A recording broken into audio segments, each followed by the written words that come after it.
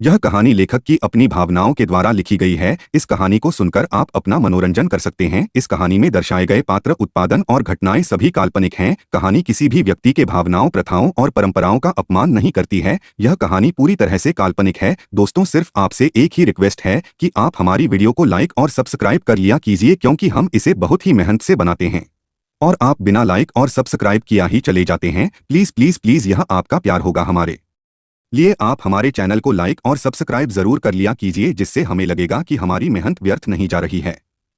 चाहिए तो वीडियो को अभी लाइक करो। एपिसोड 35। सुबह का वक्त, सिंघानिया मैंशन, रुद्रम का कमरा।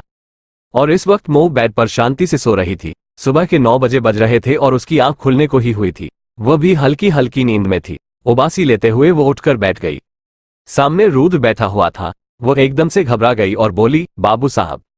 रुद्रम बेड पर ही बैठा हुआ था, लेकिन अपने फोन में व्यस्त था। अचानक उसकी आवाज पर उसने मोह की तरफ देखा और पास आकर उसका चेहरा देखते हुए बोला, तुम ठीक हो ना? कहीं दर्द तो नहीं हो रहा?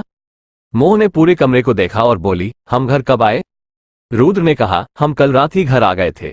अब तुम बताओ, अच्छा लग रहा है ना, या अभी भी तुम्हें कमजोरी है? मोह ने कहा, नहीं, कमजोरी नहीं है, लेकिन हम कल रात ही घर आ गए थे।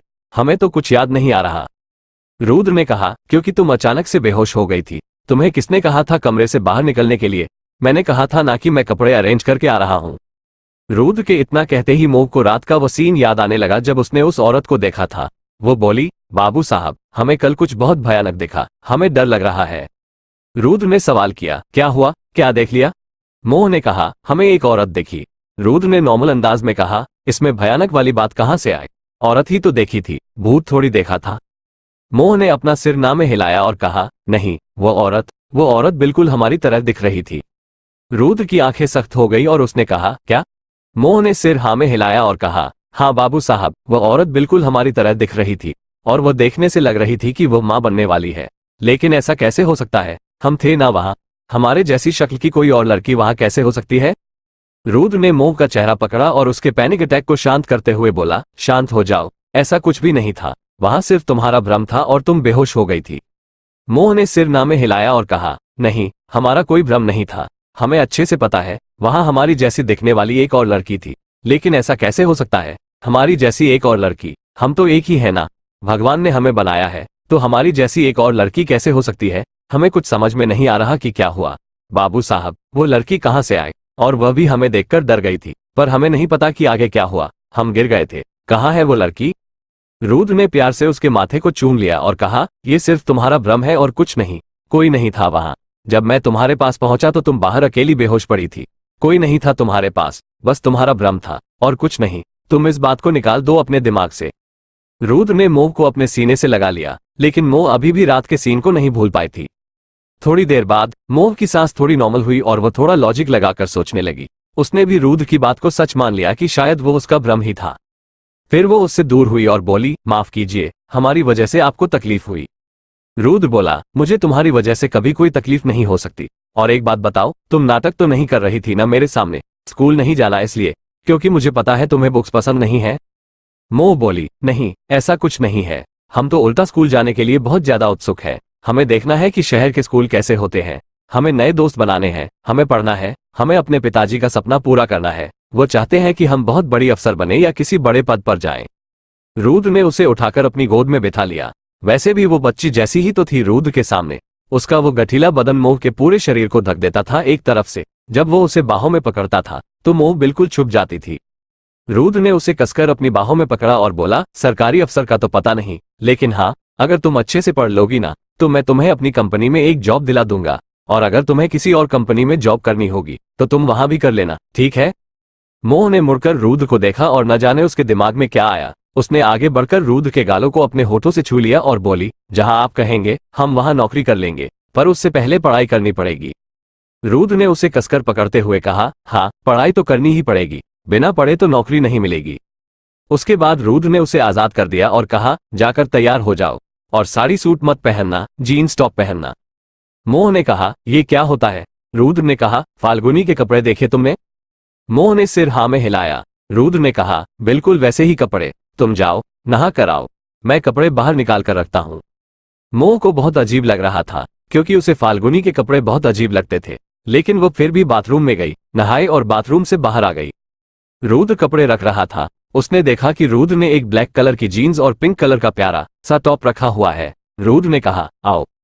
मोह धीरे धीरे आगे आई और उसने उस टॉप को उठाया। वो सच में देखने में तो बहुत प्यारा था, लेकिन मोह को लगा कि वो इसे पहन नहीं पाएगी। तो उसने कहा, क्या सच में हमें यही पहनना होगा? रुद्र ने कहा, हाँ, यही पहनना होगा। और स्कूल जाओगी तब तो स्कर्ट और शर्ट पहननी पड़ेगी। तुम्हें हर तरह के कपड़ों में कंफर्टेबल होना चाहिए।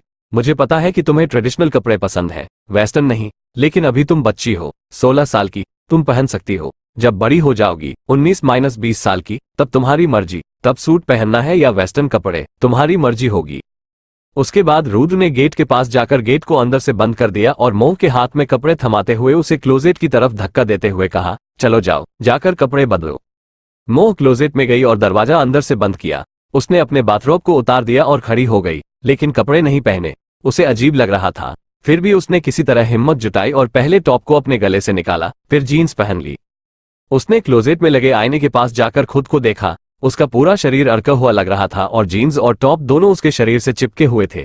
उसे ऐसा लग रहा था जैसे उसके बदन पर कुछ नहीं है। फिर भी गहरी गहरी सांसें लेते हुए वो क्लोजेट से बाहर आई, जहां ज्योति खड़ी थी। ज्योति ने जब मोह को देखा तो बोली, अरे वाह भाभी, कितनी अच्छी लग रही हो। चलो, मैं तुम्हारे बाल बना देती हूँ, और ये मंगलसूत्र और सिंदूर उतार दो, स्कूल में ये नहीं पहनना। मोह ने मासूमियत से सवाल किया, क्यों? ये तो पति की निशानी होती है ना, इसे क्यों उतारना है? रुद्र ने कहा, उतारना होगा, क्योंकि तुम्हारी उम्र शादी की नहीं है। मेरी जिद पर शादी हुई है, और अगर दुनिया को पता चला कि तुम 16 साल की उम्र में किसी घर की बीवी हो, तो मुझे जेल हो जाएगी। तुम चाहती हो कि मैं जेल में जाऊं? मोह ने तुरंत सिर में हिलाया और कहा, कभी नहीं, मैं कभी नहीं चाहती कि आप जेल जाएं। रुद्र ने कहा, तो इसे उतार दो। मोह ने कहा, लेकिन हमारी माँ कहती थी कि इसे नहीं उतारना चाहिए। अगर हमने इसे उतार दिया तो पति के ऊपर संकट आ सकता है। रुद्र हंस पड़ा और बोला, ऐसा कुछ नहीं होता, संकट किस्मत में होता है। अगर आना होगा तो तुम इसे पहनो या ना पहनो, आएगा, और अगर नहीं आना होगा तो तुम इसे पहनो या ना पहनो, नहीं आएगा। इसलिए ये अंधविश्वास की बातें छोड़ दो और इसे उतार दो। मोह ने फिर भी सिर में हिलाया। तब रुद्र ने कहा, वरना मैं उतार दूंगा। मोह तुरंत पीछे हट गई और बोली, नहीं, प्लीज ऐसा मत करना। हमारी माँ ने कहा था कि पति अपने हाथों से मंगलसूत्र नहीं उतारते, वो सिर्फ पहनाते हैं, आप मत उतारना। ज्योति ने कहा, तो भाभी आप खुद कर लो या मैं कर देती हूँ। मोह ने सिर हिलाया और कहा, मैं करती हूँ। इसके बाद मोह ने खुद से ही मंगलसूत्र निकाल दिया और हल्का सा जो सिंदूर लगा हुआ था उसे भी हटा दिया। फिर वो बैठ गई। ज्योति ने उसके बालों को सुलझाया और एक पोनीटेल बना दी। अब मोह का लुक किसी गांव की लड़की का नहीं, बल्कि एक इंटेलिजेंट और स्मार्ट शहर की लड़की जैसा लग रहा था। उसे देखकर ये लग ही नहीं रहा था कि वह किसी की पत्नी है। उसे देखकर ऐसा लग रहा था कि वो आज के जमाने की मॉडर्न लड़की है। उसके बाद वो तीनों एक साथ कमरे से बाहर निकले और नीचे की तरफ आए। जब घर के लोगों ने मोह का ये रूप देखा तो सबकी आंखें बड़ी हो गई और मुंह खुले रह गए। मोह रुद्र के पीछे छिपने लगी तो रुद्र ने कहा, आगे आओ। मोह ने सिर में हिलाया तो रुद्र ने जबरदस्ती उसे सबके सामने किया। मानसी उसके पास आई और बोली, कितनी सुंदर लग रही हो ऐसे कपड़ों में। फाल्गुनी भी बोली, हाँ, अच्छी लग रही हो, और इसमें तुम 16 साल की लग रही हो। साड़ी और सूट में, ऊपर से मंगलसूत्र और सिंदूर में तो ऐसा लग रहा था कि 25 साल की आंटी खड़ी है। साड़ी और सूट में तुम्हारा पूरा रंग रूप दब गया था, लेकिन देखो कितनी सुंदर लग रही हो। फाल्गुनी और मानसी तो तारीफ कर रही थी, लेकिन बाकी लोगों को ये पसंद नहीं आया। तभी अजय चिल्लाया, ये क्या हरकत है? ये तुम्हारी बीवी है, इसका मंगलसूत्र और सिंदूर कहाँ है? और ये कैसे कपड़े पहन रखे हैं? तुमने इसे बहन नहीं, बीवी बनाया है? रुद्र ने तुरंत कहा, पता है, बीवी है मेरी अट्रैक्शन है। और हाँ, उसकी उम्र क्या है ये मत भूलो। उसकी उम्र साड़ी बांधने की नहीं है, ऐसे कपड़े पहनने की है। और जब स्कूल जाएगी तब स्कर्ट और शर्ट पहनेगी, साड़ी नहीं। मैं उसे साड़ी पहनने भी नहीं दूंगा। जब समय आएगा तब पहनेगी। हर चीज का एक वक्त होता है, और वक्त पर चीजें ज्यादा अच्छी लगती हैं। वक्त से पहले कुछ भी अच्छा नहीं लगता। अजय ने सार्केस्टिकली बोला, कमाल है, ये कौन बोल रहा है जो खुद वक्त से पहले ही एक लड़की से शादी करके आ गया? रुद्र ने जवाब दिया, क्योंकि मुझे प्यार था, और प्यार में वक्त, समय, ये सब नहीं देखा जाता। सिर्फ मोहब्बत देखी जाती है, और मोहब्बत कभी भी, कहीं भी, किसी से भी, कैसे भी हो सकती है। मुझे हो गई और मैंने उसे निभा लिया। अब मेरी जिम्मेदारी है अपनी बीवी के प्रति, और मैं उसे निभाऊंगा। कोई मुझे नहीं रोकेगा। मेरी बीवी स्कूल में पढ़ेगी, इंडिपेंडेंट बनेगी, इंटेलिजेंट और स्मार्ट बनेगी, और एक दिन आप सबको मुंहतोड़ जवाब देगी। अभी तो आप बहुत कुछ बोलते हैं, लेकिन आगे चलकर वो खुद आपका मुंह बंद करेगी। मुझे कुछ कहने की जरूरत भी नहीं पड़ेगी, और इस बात की मैं गारंटी देता हूं। कविता जी बोली, मुझे इसके स्कूल जाने से कोई प्रॉब्लम नहीं है, लेकिन ऐसे कपड़े। रुद्र ने कहा, क्यों? आपकी पोती भी तो ऐसे कपड़े पहनती है, आपकी फेवरेट फाल्गुनी भी तो ऐसे कपड़े पहनती है। कविता जी बोली, मैंने ये नहीं कहा कि मुझे प्रॉब्लम है इसके ऐसे कपड़े पहनने से। अच्छी बात है, वैसे भी 16 साल की लड़की के ऊपर यही कपड़े अच्छे लगते हैं। बस बहू है ये हमारे घर की, उसे हिसाब से चलना चाहिए। तुम्हें जो करना है अपनी बीवी के साथ करो, मुझे तो मोह वैसे भी अच्छी लगती है। अमरेंद्र जी को तो पहले भी कोई दिक्कत नहीं थी और अब भी नहीं है, लेकिन अजय को ये सब बातें बुरी लगी। वहीं अमर की नजर अब मोह पर कुछ अलग ही थी। वो खुद से बोला, आज पहली बार इसकी ये चाल ढाल नजर आई है, वरना वो सूट इसकी चाल ढाल को छुपा दिया करता था। काश थोड़ी बड़ी होती उम्र में तो मैं तुझे अपना बना लेता, लेकिन अफसोस अब नहीं बना सकता। एपिसोड 36। रुद्रम और मोह ने मिलकर नाश्ता किया और फिर वो दोनों स्कूल के लिए चले गए। लगभग 1 घंटे बाद जेम्स ओबरॉय स्कूल के प्रिंसिपल ने जैसे ही यह सुना कि रुद्रम वहां आने वाला है, उसके स्वागत में लग गए। इस वक्त रुद्रम, मोह और प्रिंसिपल स्कूल में बैठे हुए थे और मोह बस वहां का एम्बियंस देख रही थी। स्कूल बहुत बड़ा था, जिससे उसे घबराहट हो रही थी, इसलिए रुद्रम ने उसका हाथ कसकर पकड़ लिया। प्रिंसिपल ने कहा, हमें कोई प्रॉब्लम नहीं है, अगर इन्हें इंग्लिश नहीं आती, इनके लिए हम स्पेशल इंग्लिश की क्लास भी अरेंज करवा देंगे, और अगर आप चाहेंगे तो इनके लिए स्पेशल क्लास भी अरेंज करवा देंगे, जहां पर सिर्फ इन्हें ही पढ़ाया जाएगा। रुद्रम ने कहा, नहीं, इतनी भी स्पेशल ट्रीटमेंट की फिलहाल जरूरत नहीं है। अगर लगेगा कि चाहिए तो मैं ले लूंगा आपसे वो स्पेशल ट्रीटमेंट। और लूंगा क्या, मैं खुद दे दूंगा इसे वो स्पेशल ट्रीटमेंट, क्योंकि आपसे ज्यादा औकात है मेरी। अब बस ये बताइए कि क्या मेरी बीवी यहां पढ़ सकती है? प्रिंसिपल को रुद्रम ने बता दिया था कि उसने मोह के साथ शादी की है। इसे सुनार प्रिंसिपल को धक्का लगा था कि उसने 16 साल की लड़की से शादी की है, लेकिन उसने कोई भी ऑब्जेक्शन नहीं उठाया, क्योंकि वो ऑब्जेक्शन उठाता तो रुद्रम उसे दुनिया से उठा देता। प्रिंसिपल बोला, हम पूरी कोशिश करेंगे कि यह यहाँ पर एडजस्ट कर ले, पर शुरुआत में थोड़ी तो दिक्कत होगी ही। बाकी हम पूरी कोशिश करेंगे कि यह स्टूडेंट्स के बीच में मिक्सअप जाए और उनके साथ अच्छे से पढ़ाई करे। बस इनको खुद में भी एक डिटर्मिनेशन लेकर आनी पड़ेगी कि इन्हें पढ़ना और समझना है, क्योंकि अभी तक हिंदी मीडियम चल रहा था, लेकिन अब इंग्लिश मीडियम है तो बहुत कुछ बदल जाएगा, तो थोड़ा ही तो दिक्कत होगी। तो आप समझ रहे हैं मिस्टर सिंघानिया कि मैं क्या कहने की कोशिश कर रहा हूँ? ये सुनकर रुद्रम ने कहा, मैं जानता हूँ कि आप क्या कहने की कोशिश कर रहे हैं, बस मैं ये चाहता हूँ कि कोई भी मेरी वाइफ को बुली नहीं करेगा। अगर मुझे पता चला कि मेरी वाइफ को बुली किया गया है तो स्कूल को ताला कब लग जाएगा आपको पता भी नहीं चलेगा। प्रिंसिपल के माथे पर आया पसीना उसने साफ किया और कहा, कुछ नहीं होगा ऐसा, अगर कुछ ऐसा हुआ तो हम देख लेंगे, लेकिन आपकी वाइफ को कोई प्रॉब्लम नहीं होगी, मैं प्रॉमिस करता हूँ। बस आपसे ये बोल दूं कि मंगलसूत्र और सिंदूर न डालकर आए, वरना प्रॉब्लम हो सकती है। वैसे भी हमारे स्कूल में 2-3 महीने में एक बार मीडिया आती ही आती है। रुद्रम ने अपना सिर हाँ में हिलाया और फिर उसने मोह का एडमिशन करवाया और वहां से चला गया। रास्ते में उसने मोह को बताया कि वो 2 दिन बाद से स्कूल आ सकती है, क्योंकि 2 दिन अभी छुट्टी है, गणेश चतुर्थी और संडे की वजह से। कुछ देर बाद रुद्रम ने मोह को घर छोड़ दिया और फिर वो खुद कंपनी के लिए चला गया। यहाँ दूसरी तरफ चौधरी मैंशन में रणधीर के कमरे में मोह बैठी हुई थी और उसकी आंखें बिल्कुल बड़ी बड़ी खुली हुई थी। वह सामने की तरफ देख रही थी और रणधीर उसके साइड में बैठकर उसे सूप पिला रहा था। वो बोला, बस वो भ्रम था मोह, और कुछ नहीं। मोह ने रणधीर को देखा और कहा, नहीं रणधीर, वो सच था, भ्रम नहीं हो सकता। मैंने सच में अपनी जैसी एक लड़की देखी है। मुझे बहुत डर लग रहा है। कोई तुम्हारी दुश्मन तो नहीं है ना, जो मुझे मारना चाहती हो? या फिर किसी ने प्लास्टिक सर्जरी तो नहीं करवा ली ताकि वो तुम्हारे करीब आ जाए मेरा रूप लेकर? और वो लड़की मुझे देखकर ऐसे घबरा गई थी, वो डरकर बेहोश हो गई थी।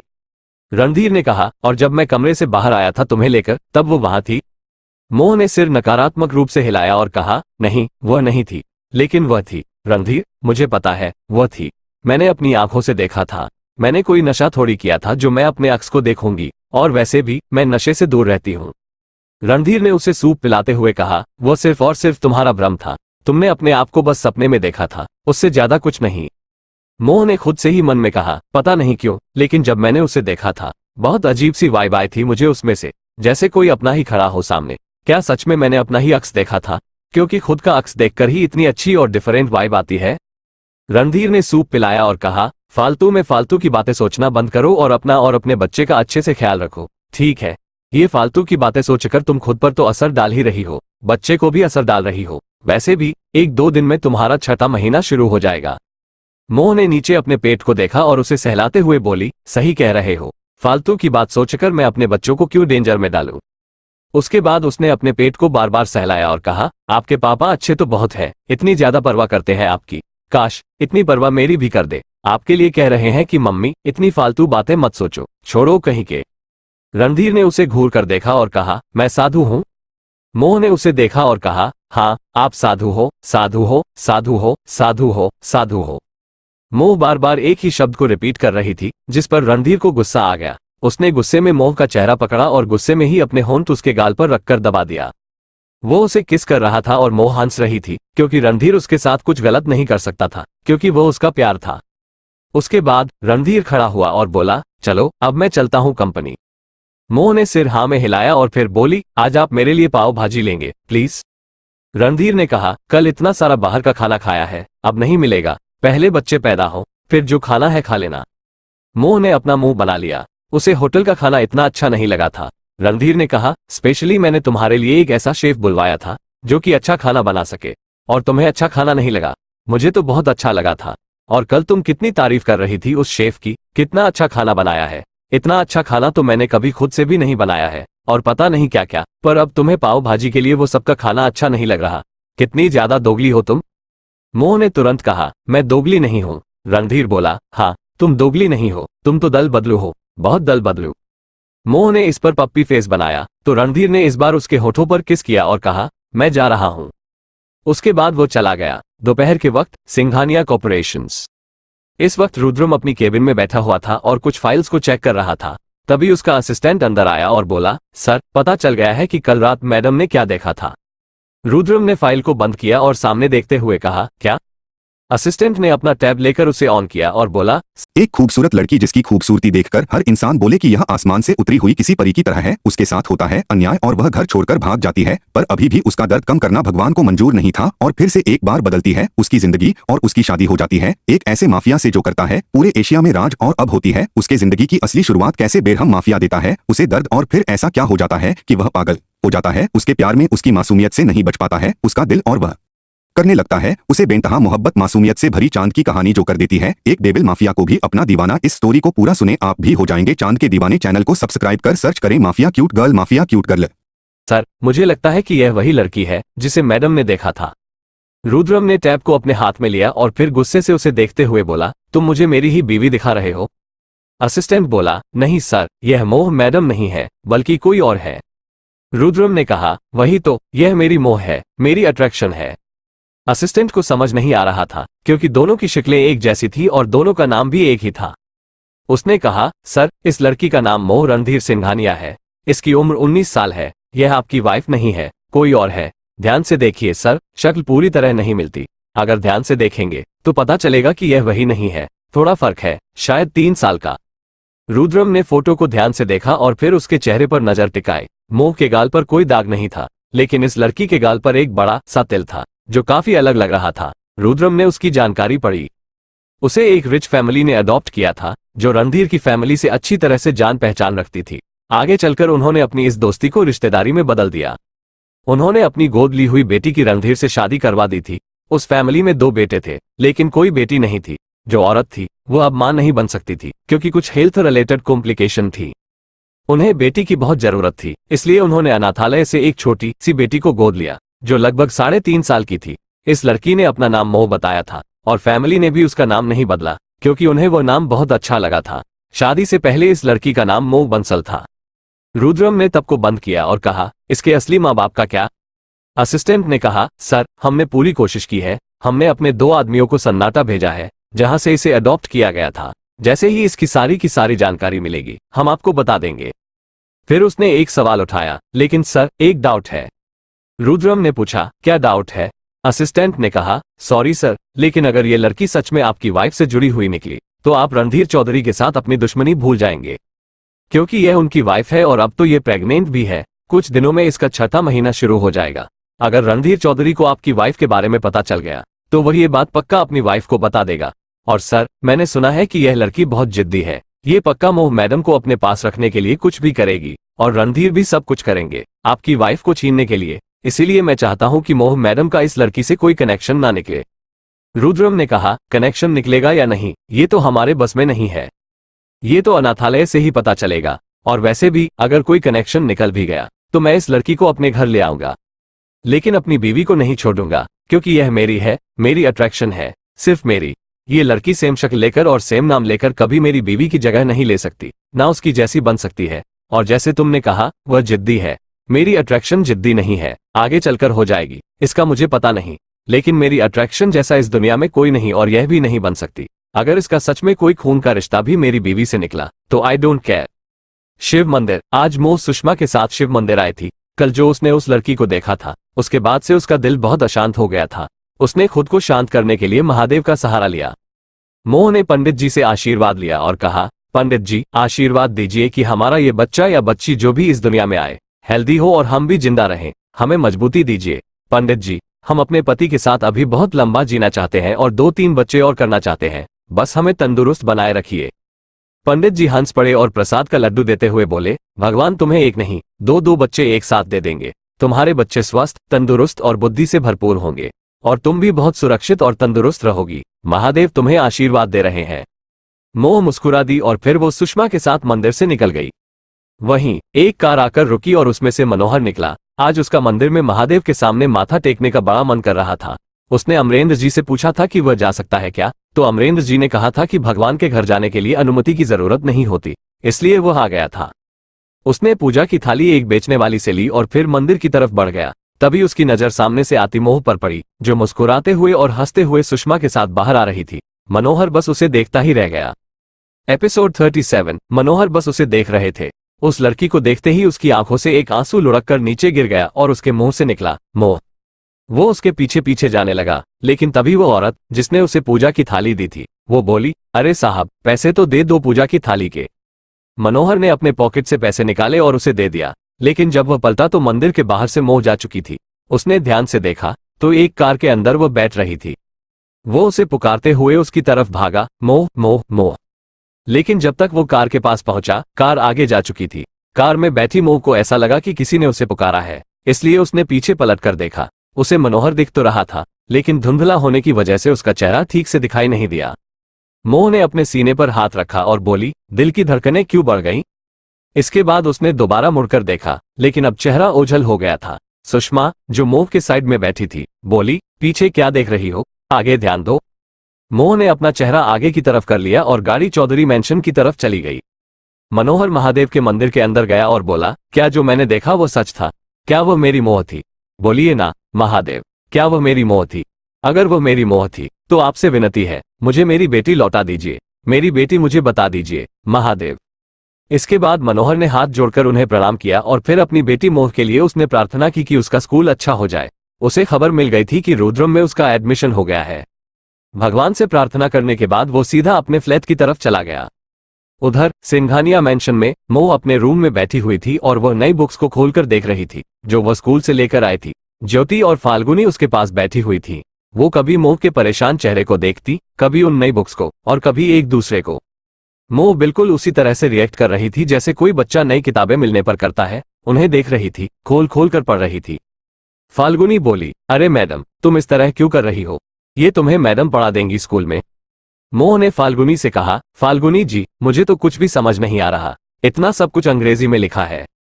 फाल्गुनी बोली, इसीलिए तो स्कूल में एडमिशन करवाया है ताकि टीचर्स तुम्हें अच्छे से पढ़ा दें। मोह ने कहा, और अगर समझ में नहीं आया तो? ज्योति ने कहा, नेगेटिव क्यों सोच रही हो भाभी, सब समझ में आ जाएगा। मोह ने कहा, आशा रखती हूँ। फाल्गुनी ने कहा, अगर फिर भी कुछ समझ में नहीं आएगा तो तुम्हारा पति है ना, इतना समझदार, इतना पढ़ा लिखा, वो तुम्हें समझा देगा। मोह ने अपना सर हाँ में हिला दिया। फाल्गुनी ने बाद में कहा, चलो अब ये किताबों से हटाओ, यहाँ बोरियत हो रही है। मोह ने उठकर उन किताबों को एक तरफ किया और टेबल पर रख दिया। फिर उनके पास बैठकर ज्योति ने कहा, हमारे पास कुछ एक्साइटिंग नहीं है करने के लिए, कुछ करें? फाल्गुनी ने कहा, क्या करना है? ज्योति ने कहा, घर में रेस नहीं हो सकती तो कोई इंडोर गेम खेलते हैं। फाल्गुनी हंसते हुए बोली, लूडो खेलें। ज्योति बोली, भाभी को खेलना आता होगा। फाल्गुनी ने अपने फोन में लूडो ओपन करते हुए कहा, एक बार दिखा देंगे फिर खेलने लगोगी। फाल्गुनी ने लूडो का इंटरफेस मोह के सामने कर दिया। मोह ने कहा, चौसा, आपको चौसा खेलना है? ज्योति ने कंफ्यूजन में कहा, चौसा, ये शायद मैंने महाभारत में सुना है। क्या तुम उसी गेम की बात कर रही हो जो शकुनी मामा ने खेला था द्रौपदी को हराने के लिए? I mean, जीतने के लिए? मोह ने सर हाँ में हिलाया। हाँ, वही चौसा। ज्योति ने कहा, लूडो को हिंदी में चौसा कहते हैं, मुझे तो आज पता चला। साउंड्स इंटरेस्टिंग, चलो चौसा खेलते हैं। इसके बाद फाल्गुनी ने मोह को बताया कि किस तरह से लूडो खेला जाता है। फिर तीनों के बीच मैच शुरू हो गया। अंत में रिजल्ट आया कि मोह जीत गई और वह खुश हो गई। फाल्गुनी और ज्योति हैरानी से उसे देख रही थी, क्योंकि पहली बार उसने लूडो देखा था, उसे खोला था और पहली बार में ही जीत भी गई थी। मोह बच्चों की तरह खुश हो रही थी और ताली बजाते हुए बोली, हम जीत गए, हम जीत गए। ज्योति ने कहा, आप कैसे जीत गई, आपको कैसे पता? मोह ने कहा, यहाँ विनय नजर आ रहा है हमारे नाम के आगे। ज्योति ने कहा, आपको पता है विनय का मतलब क्या होता है? मोह ने कहा, विनय का मतलब होता है विजेता। फाल्गुनी हैरानी से मोह को देखने लगी। मोह ने उसे आंख मार दी और कहा, कुछ भी मत बोलो, हमें पता है कि विनर का मतलब और लूजर का मतलब क्या होता है। मानते हैं कि हम हिंदी मीडियम में पढ़े हैं, लेकिन इसका मतलब यह नहीं कि हमें कुछ भी नहीं आता। इंग्लिश में जिस पर अभी हम बैठे हैं उसे बेड कहते हैं, जिसमें हम खेल रहे हैं इस मोबाइल को फोन कहते हैं, वो पर्दे उन्हें इंग्लिश में कर्टन कहते हैं, दरवाजा उसे डोर कहते हैं, फर्श को फ्लो कहते हैं, छत को रूफ कहते हैं, पंखा उसे फैन कहते हैं, और ये चद्दर इसे बेडशीट कहते हैं। हमें ये सब पता है, हमें पूरी एबीसीडी आती है। इतने भी फेल नहीं थे हमारे अध्यापक कि हमें कुछ भी न सिखाएं। मोह थोड़ी सी नाराज हो गई थी। ज्योति ने कहा, सॉरी भाभी, मैं तो बस मजाक कर रही थी ताकि आप मान लें कि आप हार गई। हम तो मजाक कर रहे थे, हमने कब कहा कि आपको कुछ नहीं आता? फाल्गुनी बोली, और आप डर रही थी कि कैसे पढ़ूंगी? अरे आपको इतना सब आता है तो आप आगे भी पढ़ लोगी, बस सेंटेंस तो जोड़ने हैं, जोड़ लेंगी आप सेंटेंस भी। मोह ने अपना सर हिलाया और फिर वो दोबारा खेलने लगी। वहीं बाहर मानसी आई थी उन सबको खाने के लिए बुलाने, लेकिन जब उसने तीनों को इतनी मस्ती से खेलते हुए देखा तो उसने उन्हें डिस्टर्ब नहीं किया और वापस चली गई। रात का वक्त, आज फिर से तूफान के साथ बारिश हो रही थी। रुद्रम अभी तक नहीं आया था। मोह ने खाना खा लिया था क्योंकि रात के 9:30 बज चुके थे। मोह बेड पर बैठी हुई थी, अपने पैरों को ऊपर किए हुए और अपने घुटनों पर सिर रखकर बारिश को देख रही थी। वह उदास थी क्योंकि उसे डर लग रहा था कि अगर वह दोबारा बारिश में गई तो फिर से उसकी तबीयत खराब हो जाएगी। तभी कमरे का दरवाजा खुला और रुद्रम अंदर आया। मोह ने रुद्रम को देखा और कहा, आप ठीक हो? रुद्रम ने कहा, हाँ, बारिश हो रही है ना, इसलिए ठीक हूं, अभी कपड़े बदल लूंगा, तुम बारिश में नहीं गई? रुद्रम ने दरवाजा बंद किया और अपनी शर्ट उतारने लगा। मोह ने बिना उसकी ओर देखे कहा, मैं आज बारिश में नहीं जाऊंगी, अगर फिर से बीमार पड़ गई तो? रुद्रम मुस्कुराया और बोला, जरूरी थोड़ी है कि हर बार बीमार पड़ जाओगी, जाओ जाकर भीग लो, मैं बाद में तुम्हें गर्म पानी से नहला भी दूंगा और तुम्हें सूप भी पिला दूंगा। मोह को याद आया कि सूप का टेस्ट कैसा होता है और उसने मना करते हुए कहा, बहुत गंदा होता है, मैं नहीं पियोगी। रुद्रम ने हंसते हुए कहा, कोई मसाले वाला सूप पिला दूंगा, टेंशन मत लो, जाओ देख लो बाहर। इसके बाद रुद्रम ने अपनी शर्ट उतारी और फिर अपनी पैंट भी उतार दी। उसके बाद उसके हाथ अपने बॉक्स की तरफ गए, वो भी गीले हो चुके थे।